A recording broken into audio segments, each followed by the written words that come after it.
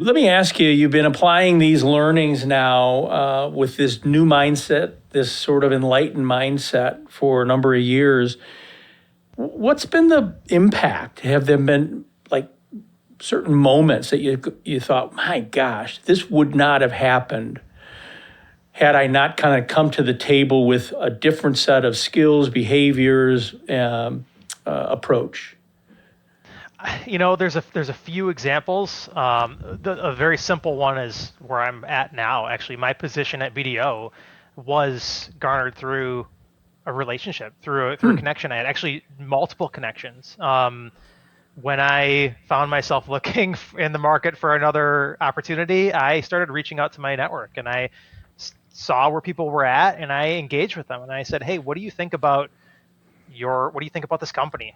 What's your manager like? Would you recommend working there?"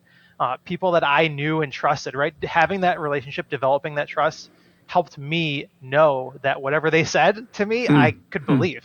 They weren't just trying to get that referral bonus, right? They were genuine and sincere, and I could listen to them. That's just one example. So, Fred, let me stop you there. So, those are individuals that you had some history with, that you had applied some of what we were talking about. How do we stay current? How do we stay refreshed? How do we stay top of mind? It wasn't like you call them out of the blue after 3 years and ask them, hey, you work at so-and-so, what do you think of it? No. You had made that investment before you made the ask of them. Yep. And it allowed maybe the ask to be easier for you, one. Sure. But you also knew that the quality of the response from that individual is one that you're going to feel good about. Fair? Definitely, yes. So you did some real solid, relationship nurturing before that, and it paid off for you. Love that. What else? What other impact? I would say there's a couple, right? So there's another really good example is, and I tend to do this whenever I'm entering into a relationship with a client that is, long term. I'm working with a lot of people on their team.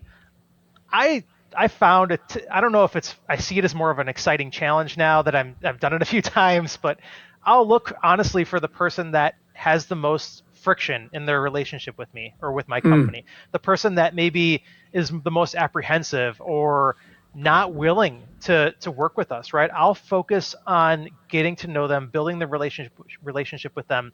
And it's the same concepts of persistence and following up and having a plan, doing my work in the same fashion, right? Working with persistence, following up, being active in that relationship, communicating, those types of things help to turn that picture around. So my goal really is to say, hey, you had no interest in working with us to begin with, and now they become the biggest proponent of us in our team. They want us to be there.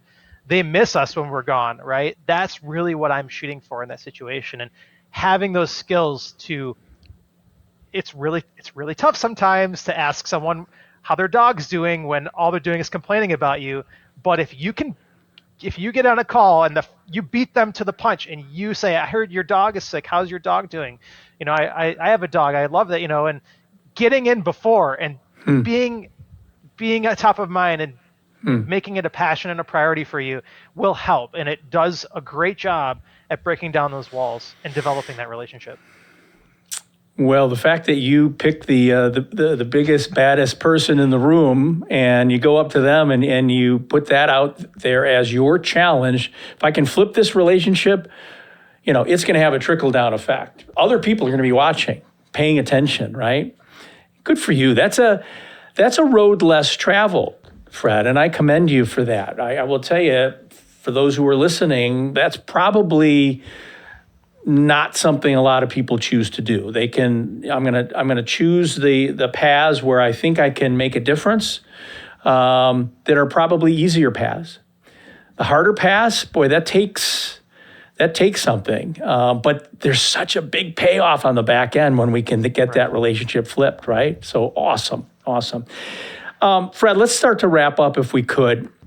You are part of the alumni group on LinkedIn, and as you know, it's a private group. You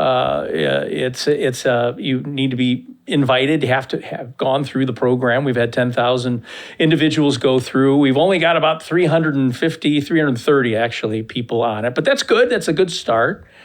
Why'd you join? You have to opt in. Why did you join? Why are you part of this community?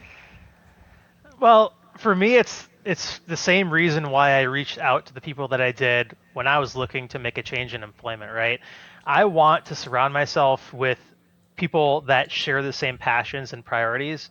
That's how you grow in life. You don't grow in your life by bringing people into your immediate surrounding that you don't want to be like, right? That's not a way to set yourself up for success. You surround yourself with people that you envy, that you aspire to be like. That's who you follow, that's who you admire, that's who you mentor.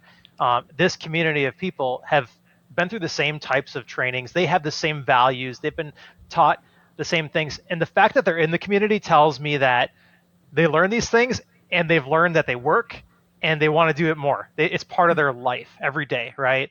And so if I need support, if I have a question, or if maybe someone needs that of me, I know we're all there in the same community and we can stay connected together.